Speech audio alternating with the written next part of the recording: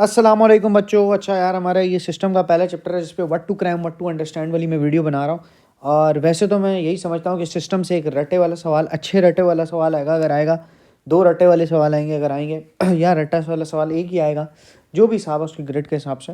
But आएगा इससे रट्टे वाला सवाल, मैं मेरी ये अंडरस्टैंडिंग, ठीक है। लेकिन क्योंकि मैं जो हूँ ओवरऑल टॉपिक की इवैल्यूएशन अच्छी कर सकता हूँ, क्योंकि अभी इस वक्त ना ये टॉपिक मतलब ये जो सब्जेक्ट है वो इतना मैच्योर नहीं है। बट फिर भी क्योंकि मेरी जिम्मेदारी है तो मैं आप लोगों को बता रहा हूँ और आप लोगों ने इस चीज़ों को लेके चलना है, ठीक है।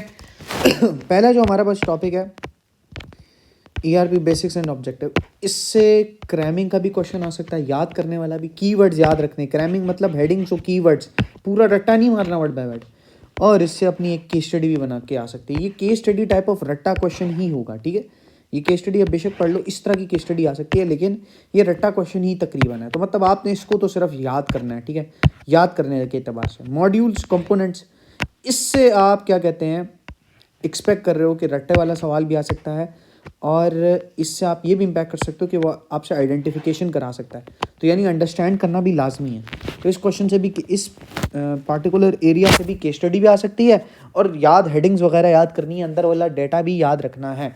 बट ज़्यादा देख लो, मतलब अगर आपको अंडरस्टैंडिंग नहीं होगी और इस तरह की केस स्टडी आ गई तो आप नहीं लिख पाओगे इस पर, ठीक है। इसी तरह ERP इम्प्लीमेंटेशन साइकिल, वो आपसे पूछ सकता है कि at which stage mistakes occurred and why ERP failed and succeeded. तो इस तरह की केस स्टडी आपसे पूछ सकता है, ठीक है। तो अंडरस्टैंडिंग लेना लाजमी है, और इससे रट्टे वाला सवाल भी आ सकता है। बेनिफिट्स ऑफ ERP से रट्टे वाला सवाल एक्सपेक्ट करो। टाइप ऑफ ERP, वो आपसे पूछ सकता है कि यार इस ऑर्गेनाइजेशन के लिए कौन सी ERP सूट करती है, ठीक है, या कौन सी, और इस ऑर्गेनाइजेशन के लिए कौन सी ERP सूट नहीं करती, वजह भी बताओ।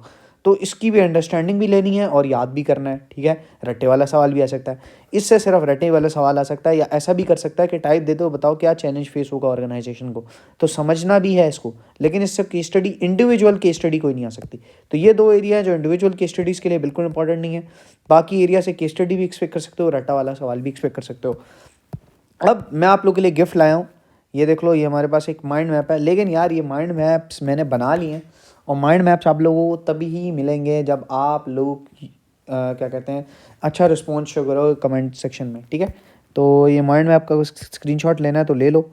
वैसे ये इतना अच्छा नहीं आएगा जब तक मैं आपको PDF में नहीं दूंगा लेकिन लेना है तो ले लो, ठीक है, ताकि आप याद कर सको। ले लो स्क्रीनशॉट्स, ठीक है, स्क्रीनशॉट्स ले लो, स्क्रीनशॉट्स ले लो। सही हो गया। बहुत बहुत शुक्रिया वीडियो देखने का। अल्लाह हाफिज़।